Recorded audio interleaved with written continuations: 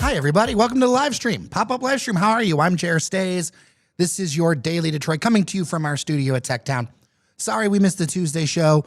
Norris is on vacation, but you know who is not on vacation? And I think making his live stream debut. I don't think you've ever been on a live stream. I don't put that past me, Jer. We've done a lot of weird stuff in the past. We I've have. been a part of a lot of experimental things with Daily Detroit. So we did like an election thing. We went live for the election thing. Oh, yeah. You know what we did? We did. And remember the 500th episode live stream?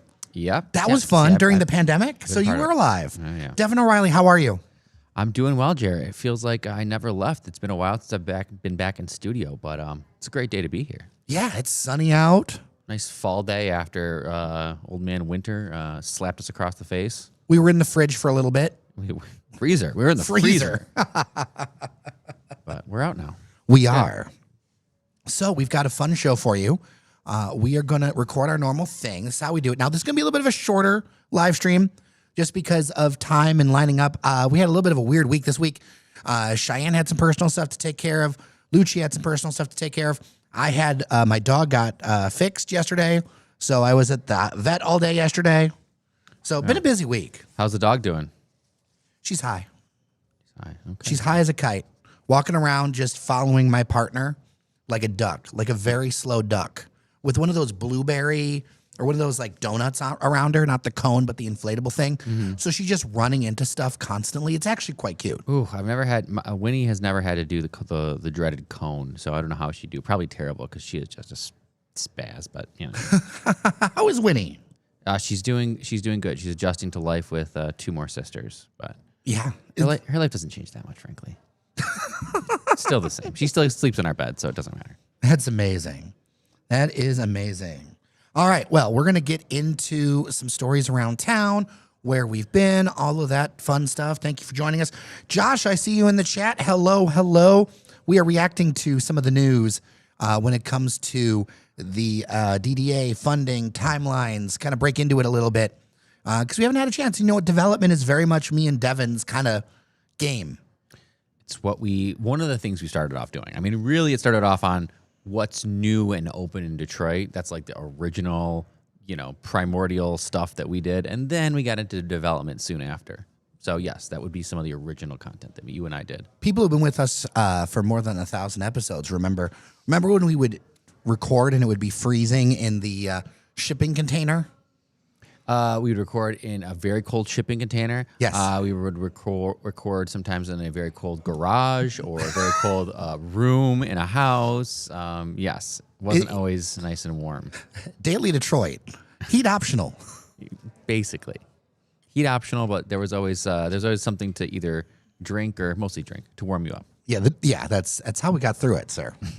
All right. Well, I'll get us started here. Now, the dateline will be for tomorrow's show, just so people know. Well, yeah, I mean, I'm Mr. Friday. Yeah. You can say it. Yeah, you're Mr. Friday. So, Even though that you were a councilman-elect, are you still Mr. Friday? yeah, the great thing is I got my meeting schedule.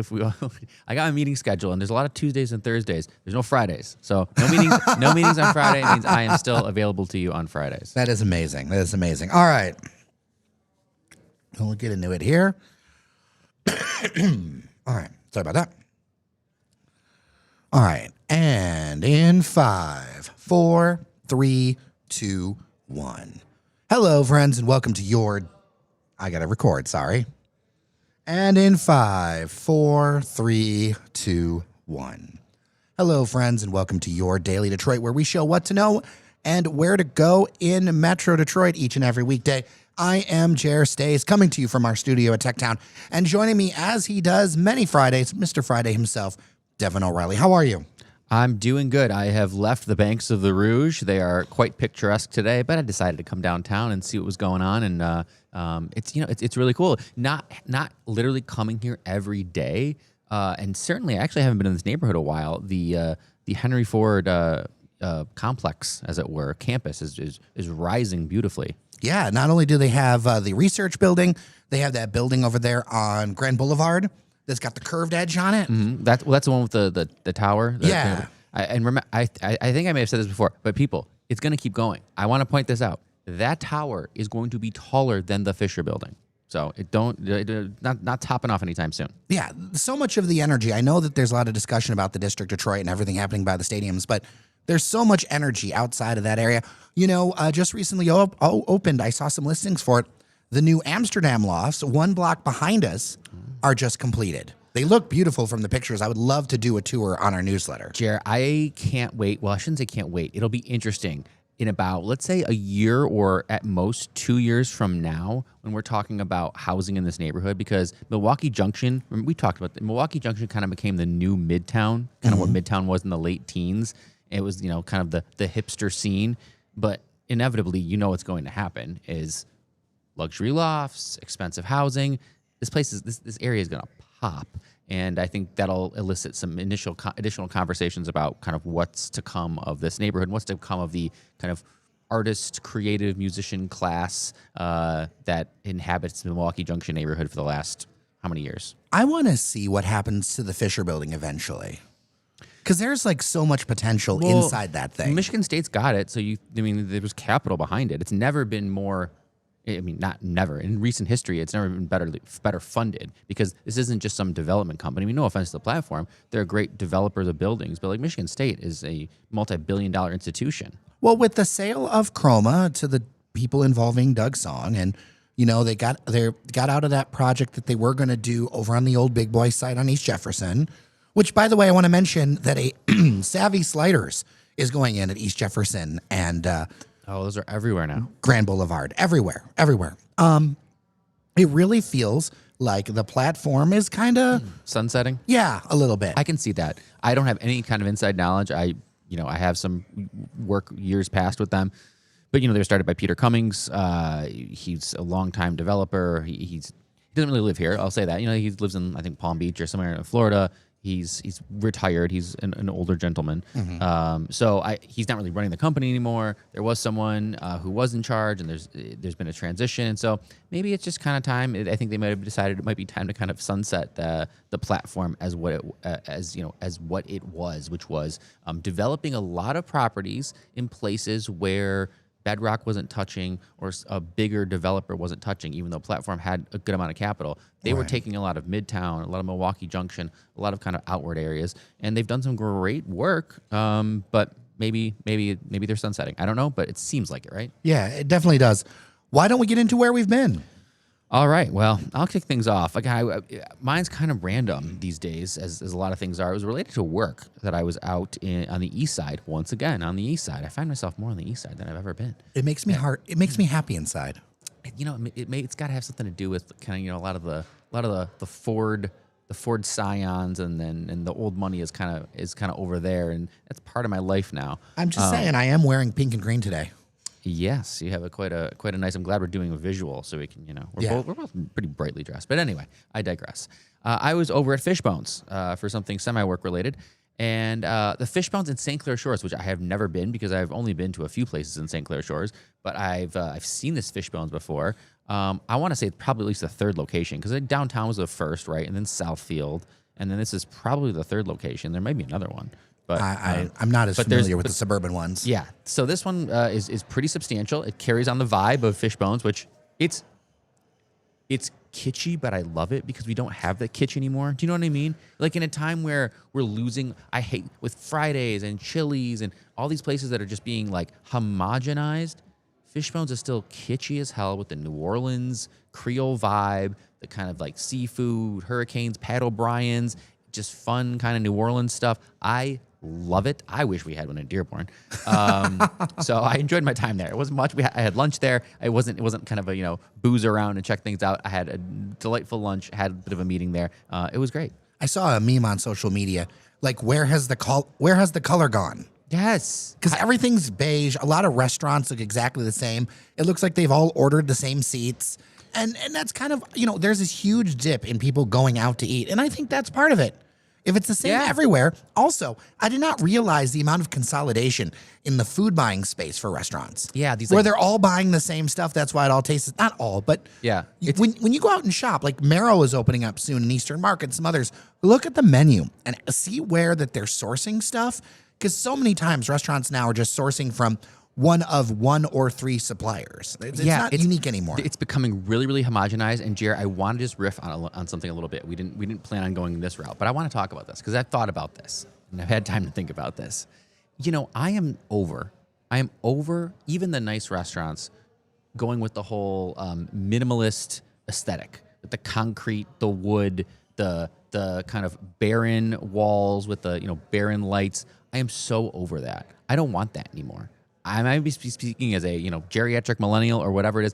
I'm done with that. When I go out to eat for like a special occasion or wherever it is now, a date night, I want warm, I want cozy, I want inviting, and that's stuff that I want to bring back. And I'm hoping that happens. Like right now, if I was thinking in my head, where the ideal, I'm gonna sit in London Chop House, in nice dark wood, ensconced in leather, and the smell of a 100-year-old basement, like. Coziness. That's what I want. So I'm over these restaurants that sit you like 1 foot away from each other at these big wood slab tables with your iron back chairs and your minimalist design. I am done with this. We are not here to eat in a factory. No, but let's acknowledge there are some venerable places that have popped up in the last 10 years that I'm describing the vibe. You understand? I'm not going to say any places because I actually like these places, but I think it's time we leave that era behind. Well, if you are watching this on YouTube, you'll see that our studio is extremely maximalist. Yes. I am very maximalist. I mean, our rug is leopard print. No one can accuse you of being. No. I mean, there's knickknacks and tchotchkes everywhere, all gifts from listeners.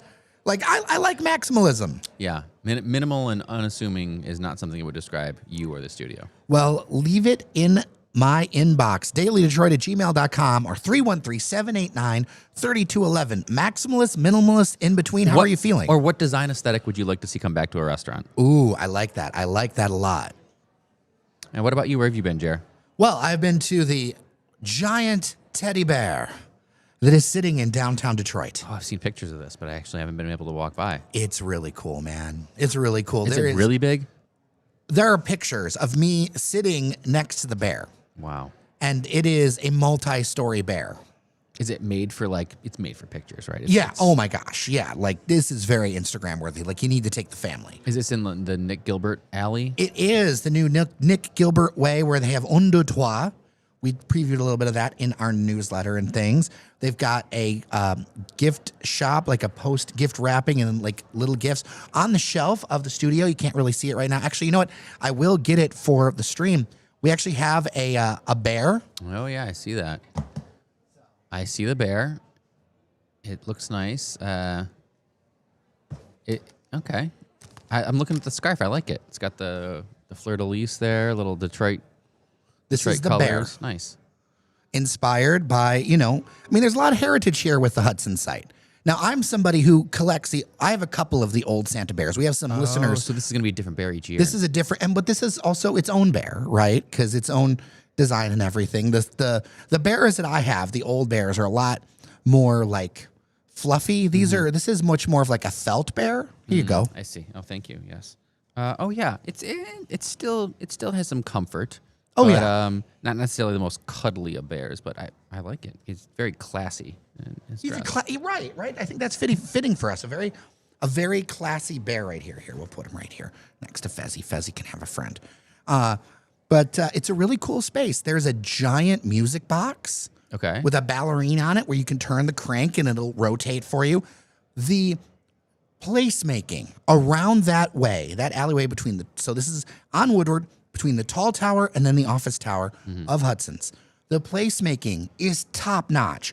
How they've redone the street over on Woodward, the sidewalks, the benches, the area in between.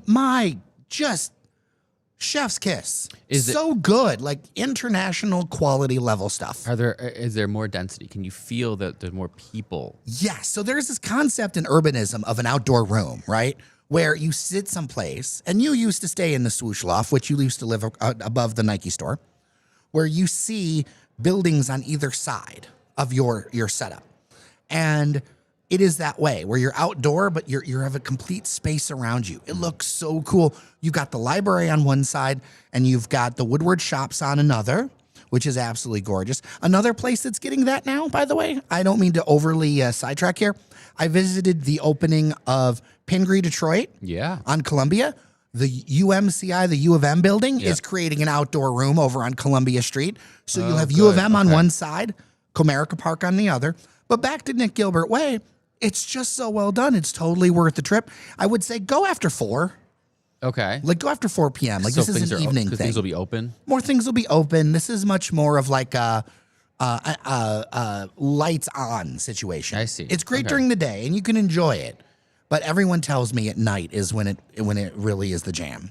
Okay, well that's good to know. And they've got new window designs up and down Woodward. They did a partnership. Bedrock did a partnership with College for Creative Studies. Okay, like window wraps or window art. Oh, so very cool stuff. They always use cool stuff on Woodward. I remember they've had like the musical sidewalks and the different art installations. So I'm gonna have to check that out. Gosh, I have not done a Woodward stroll in a few weeks here, so I got to get back to it. I have one more Woodward thing for you.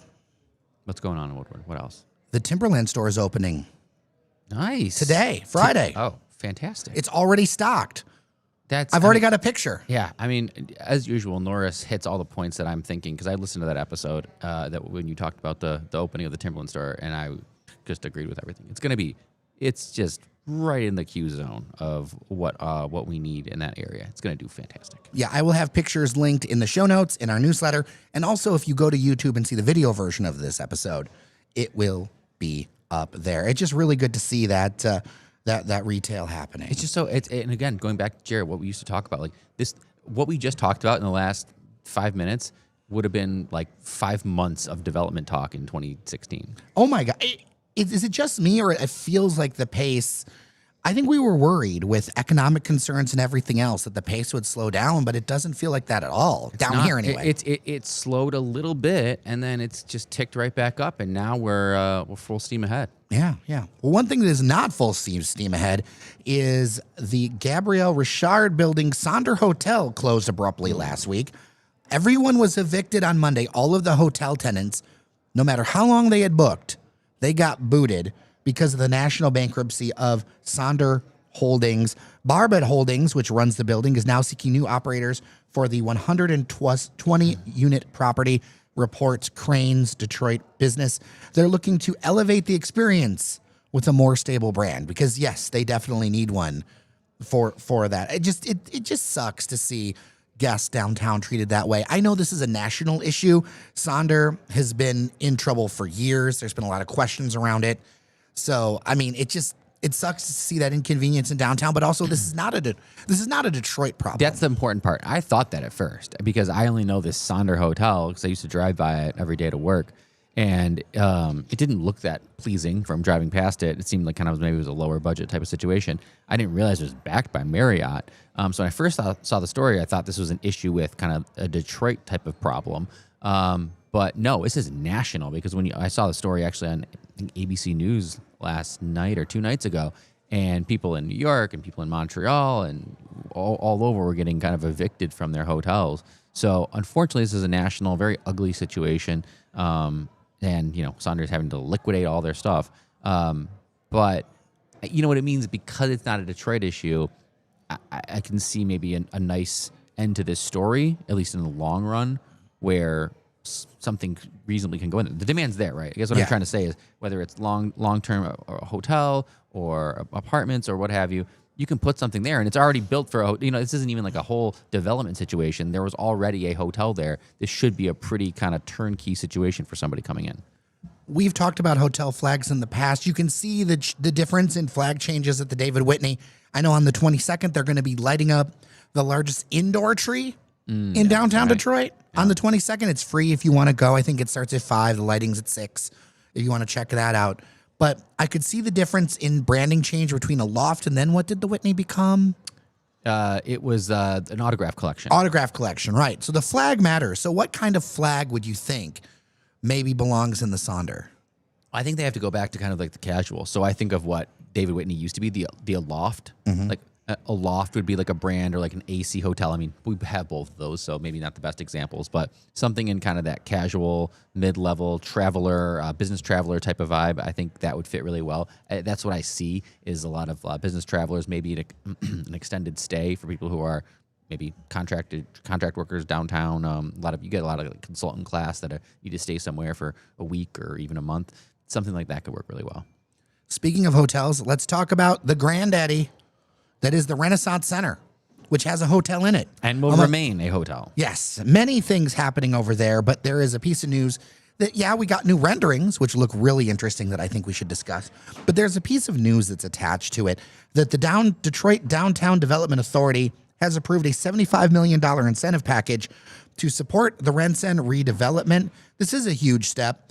The $75 million from the DDA will be distributed as reimbursements for infrastructure improvements. So, Bedrock GM, they're going to do this, and then they'll get money back as they do this. The timeline is interesting, between 2027 and 2033, which tells me we've got some runway on this thing. I've got more details, or do you want to comment here? Well, I just want to remind people where the DDA gets its money, because I know that I will see, and it will be wrong every time, people commenting that this is, somehow Detroit residents' money that is being spent on a downtown project for billionaires. Half that is true.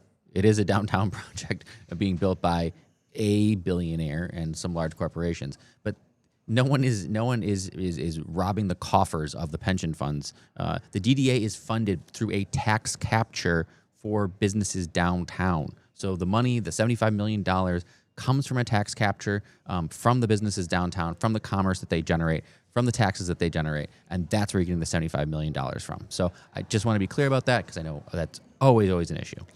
The money, it has a specific purpose, too. It will be used to help demolish the podium base of the complex, which previously kind of created that closed-off feel. It'll be put towards a new pedestrian promenade connecting Jefferson Avenue to the riverfront, new public plazas, and upgraded vehicular and pedestrian access. So this is more of like infrastructure around it kind of stuff, as opposed to the actual thing itself. The total investment, we're still looking at $1.6 billion. So far, $1 billion is going to be put in by Bedrock and $250 million by General Motors. So this is another 75. There's probably going to need to be some brownfield and other tax and other kick-ins that happen to make the rest of this thing go down the line. So the idea would be is this would take out 2 of the 4 office towers, as we've talked about before on the podcast. This would create a signature park.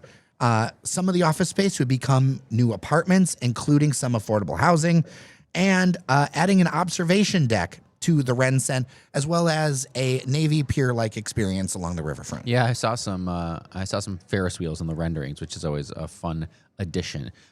This is what we've been talking about. So this is kind of an affirmation of what we've said in terms of the whole point or most of the point, is to open this space up so it doesn't feel as fortress-like, it doesn't feel as imposing, to open it up for pedestrians to be able to walk across, access the riverfront, make that more friendly, make that more active. You kind of the RenCen towers become kind of a pass-through on your way to the river, and those are all opened up.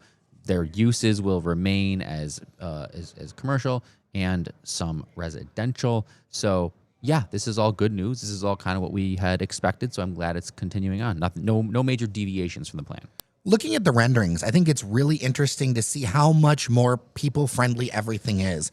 Like when you look at the renderings and see the plaza that would be going right near where the tunnel entrance is, and it goes out to a little pier, and there's like this wide plaza.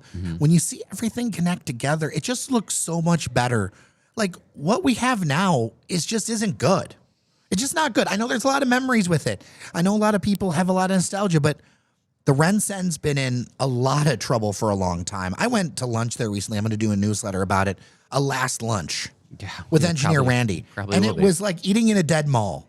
And it's been that way for a long time, to be honest. Yeah, I mean, again, we talked about some of this. I wonder what happens to some of the restaurants there, the future of them. We talked about Andiamo, but I'm thinking also of some of my favorites, Joe Muir, Highlands, and the Highlands up there. I mean, the Highlands can't exist on a first floor. You know what I mean? So I don't know what's going to happen. Would that be then the Lowlands? It would be the Lowlands. They'd have to change that out. So I'm not sure what happens there, but I am excited by what's to come, and it's going to be great. We're going to have.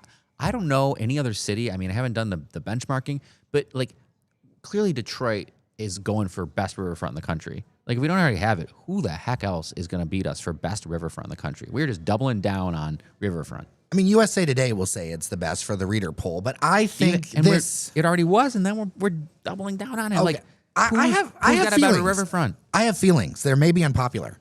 I think What? Detroit's riverfront is not done yet. I don't think it's the best. Well, that's fine. But Because it's missing some key parts that this is going to help put in. this will finalize Yes. our best riverfront Because status. if you traveled, you've seen, like, the Detroit riverfront is wonderful, but it's great if you want to go for a run. It's great for, like, athletic activity. It's Yeah. great for size Maybe and the scale. bar's low. But Maybe the bar is low. There's not enough bars. The bars are low. Because I'm thinking of best There's a low number of bars. riverfront, not best waterfront. Chicago, you're out. That's Lake Michigan. California, you're out. That's the ocean. New York, that's not a river. So yeah. But I mean, Chicago's riverfront, the one thing Chicago's riverfront that I want to give it is that it's really fun. Like if you want to party. Yeah, that's different. It cuts right through the city. Yeah, That's different. If you want to party, and I think that this riverfront, some of these things, adding in the attractions, activating some of these spots that were parking lots for so long. Where's Adam? Did Chicago call it a riverfront though? Producer Adam. Did they ever? They say riverfront, like, oh, let's go. We're down to the riverfront.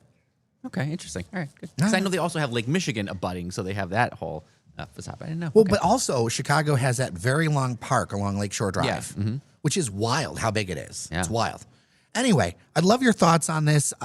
It does look like it's going to be some time that it's going to take to finish all this work. Looking at that window from this, I think that's a hint that we can take. Yeah, it's going to be a while because there's a lot to be done. I mean, this is big work, and it's going to be amazing when it's done. But it's going to take some time. So hopefully people have patience. And you know what? As we just talked about, there's plenty of things happening in the meantime in Detroit to keep you busy and entertained. 100%. Well, as always, thank you for listening to your Daily Detroit. Thank you to our members on Patreon, patreon.com/Daily Detroit, helping keep local media alive. We really appreciate you. Get a sticker pack, get rocks glasses, and get our undying appreciation, as well as this weekend, you are going to get a bonus on Sunday of content before everybody else does. I can't tell you what it is. You can't tell me what? No. Oh. So if you join us, patreon.com/Daily Detroit, you are getting a bonus before the public does Okay, well. on Sunday morning. I'm looking forward to it. I can't tell you what it is, but it's good. All right, I believe you. All right. Well, with that, I'm Jer Stays. I'm Devin O'Reilly. Thank you so much for listening. Remember that you are somebody, and we'll see you around Detroit. All right. I know that's a very pop-up live stream, so there isn't a ton in the chat. But, Stina, yes, thank you for saying that the bear is adorable. You would agree the bear is adorable? It's softer than it looks. I'll say that. Okay. It's softer than it looks.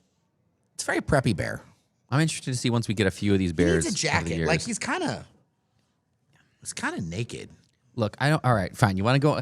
He needs a jacket. Throwing a scarf on a white bear is a little whatever. It's the first one they're doing in this new iteration, but in future years, like 26, 27, I need to see like some jackets, some hats. This guy needs to accessorize a lot better. You know, a Grayson collaboration? You love Grayson. Yeah. Yes. Are you literally wearing Grayson right now? Yes. There's a less than 50%, but close to 50% chance usually.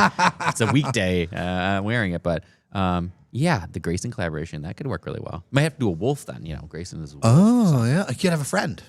Yeah. The bear and the wolf. They'll get along. Bears and wolves get along. Yeah, it'll be fine. It'll be fine. So good to see you, Devin O'Reilly. You too, Jared. One of these times we got to get you in with Norris too. I know. It's always fun when the two of you are together. It's always difficult, but Norris and I can usually line up something. Now, Randy, forget about it. My sun sets as Randy's rises. So. Stina says the first bear only had a hat and a scarf. So this is an echo of the Santa bear. But get a hat on him then at least. Oh, some gloves, accessorize. That's what I think. I appreciate you so much, Devin O'Reilly. Appreciate you too, Jer. There's always something fun to talk about. All right. Well, thank you so much for watching. We appreciate you. And we will be back on our business on Tuesday. Norris will be off of vacation. He is south of us. I can't say where, but if you look on his Instagram, you'll know where he is. And I'm sure he'll talk all about it because he will warmer. Sure, it's warmer. Much warmer wherever he is. So you can follow him on Instagram, Great Laker Nori, and you'll know exactly where he is because he's very happy down there. One day I'll go south again. Once you have the freedom of movement. Yes, exactly. After having 2 young children. That's right. I've only been going north. That's all right. All right. Well, take care, everybody, and we'll talk soon.